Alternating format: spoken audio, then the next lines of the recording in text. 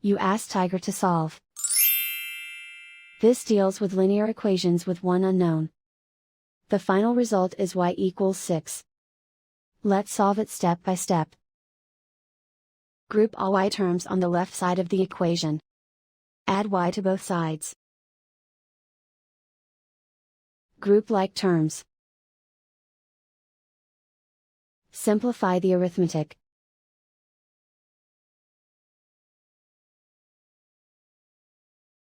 Group all constants on the right side of the equation.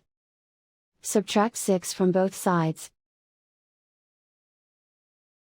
Simplify the arithmetic.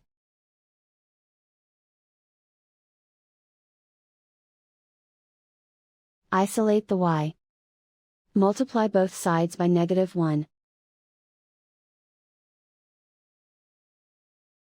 Remove the ones.